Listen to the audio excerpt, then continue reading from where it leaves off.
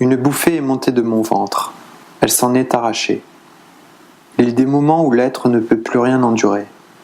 L'oppression se fit jour et fit voler en éclats les apparences. Je regardais la réalité à travers un voile qui ne masquait plus rien. L'avenir déchiré qui semblait bien trop laid, bien trop loin, pour songer à le résoudre à force d'espérance. Mes semelles enlisées de chagrin pesaient des tonnes. Ma vision de l'existence en devenait atone. Je ne voyais plus d'issue autre que la colère. Fallait bien faire éclater cette étrange atmosphère. Dans la haine, j'ai esquissé un pas, lourd.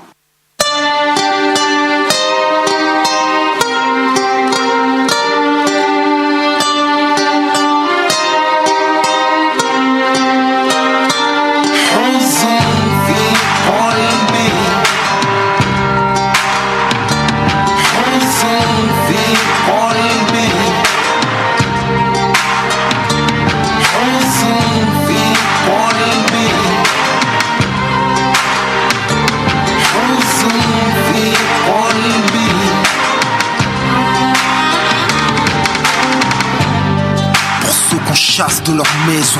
J'écris ce texte avec le cœur et la raison. Je n'y peux rien si la vérité vous est vraie. Mais je suis ni aveugle, ni sourd, ni muet. Se taire, c'est parfois cautionner la violence et le non-droit.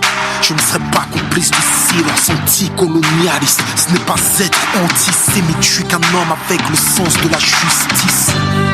Je n'ai que la parole pour trahir, pour ceux qu'on traite en étrangers dans leur propre pays, pour ceux qui ont été spoliés, volés, qui ont vu leurs droits les plus fondamentaux violés. L'héritage tragique de décisions injustes prises sous mandat britannique.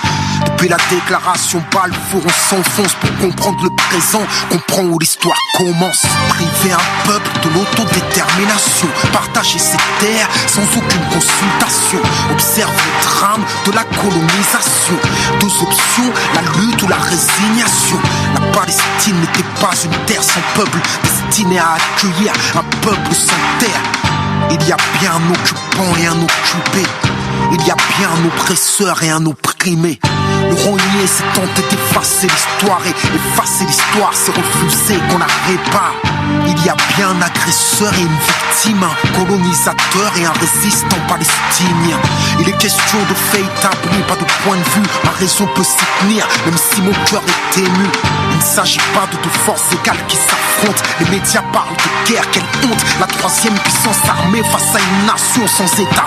Plus de 1000 pour 10 à la dernière intifada. C'est ça la guerre, ça la guerre. Malgré tout ce qu'ils subissent, les Palestiniens résistent, les Palestiniens existent. J'ai rarement vu un peuple si courageux, sa fierté brille comme le soleil, même par ton orage.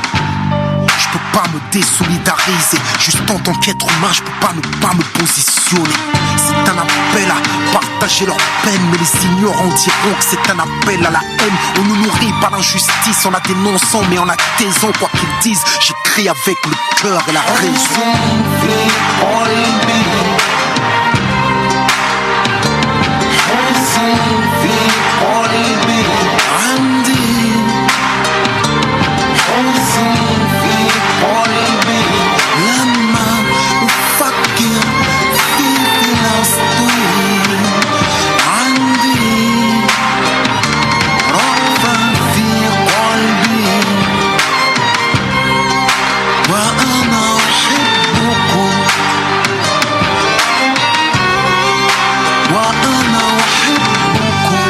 De quiétude dans l'occupation.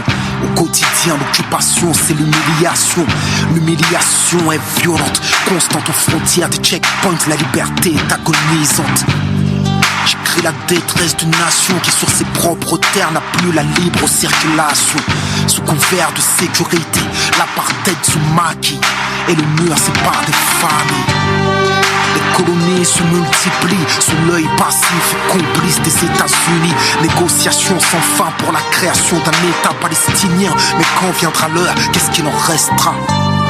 Quelques bouts de terre éparpillés. À l'heure où j'écris ce texte, plus des 3/4 ont été pillés. Près d'1 million d'êtres humains ont été poussés à l'exil. Pourquoi quitter leur terre si leur vie n'était pas en péril? et leurs biens sont devenus les leurs. Les espoirs de retour sont devenus des leurs. As-tu entendu parler de la dite loi des absents? Les biens des réfugiés reviennent à l'occupation. Qui peut prétendre trouver ça normal? Qui peut prétendre que je devrais rester impartial? Pour rester impartial, quand l'injustice est flagrante, il faut être sourd avec une morale non-voyante. L'histoire témoignera que je me suis levé comme j'ai pu, pendant que les grandes puissances les regardent crever. Tous parlent de droits de l'homme, mais n'empêche pas le massacre. Les sanctions de l'ONU ne sont applicables qu'à l'Irak. On ne compte plus les orphelins, les balles qui se sont perdues dans les poitrines de gamins. Combien de nourrissons sous les décombres, de familles entières décimées par les bombes, d'assassinats disciplés, foudroyant les civils, d'emprisonnements arbitraires. Dites-moi, pensez-vous que je devrais me taire? Je suis censé vivre dans une démocratie, pourtant j'ai peur quand je relis ce que j'écris. Tout est basé sur des faits, mais je crains quand même l'orage. J'écris avec le cœur, la raison et le courage. Avec le cœur, mais aussi avec la raison. Je peux pas laisser terminer ce morceau sans préciser que ce texte ne prend pas parti une communauté, mais vise la politique d'un État et le silence complice du monde dit libre. Je suis conscient que dans chaque camp, je dis bien dans chaque camp, il y a des gens qui se battent pour que les choses changent, qui se battent pour la paix et la justice. Et je ne peux que saluer leur courage et leur sincérité. Je déplore la mort des innocents de part et d'autre. Qui peut se réjouir de voir mourir des enfants, eux qui n'ont pas choisi les héritiers d'un monde que les adultes leur lèguent. J'écris ce texte, manifeste de mon soutien actif, mais pacifique aux Palestiniens. Pas uniquement parce qu'il y a parmi eux des musulmans, car contrairement aux idées reçues et ancrées dans l'inconscient collectif, les Arabes palestiniens ne sont pas tous musulmans. Je les soutiens parce que j'estime, avec le cœur et la raison, qu'ils subissent une injustice et qu'il est important pour eux que le monde sache. En attendant que le monde bouge, il ne s'agit pas d'importer le conflit en France de manière stupide et violente, en s'attaquant injustement aux personnes, à leurs biens et en dégradant des cimetières.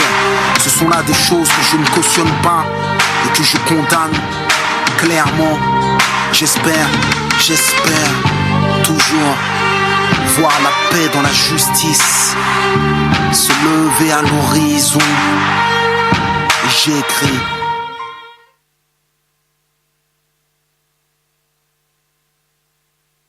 J'ai poussé des jurons, j'ai frappé l'air vide, et j'ai observé ma détresse pour qu'elle devienne moins avide.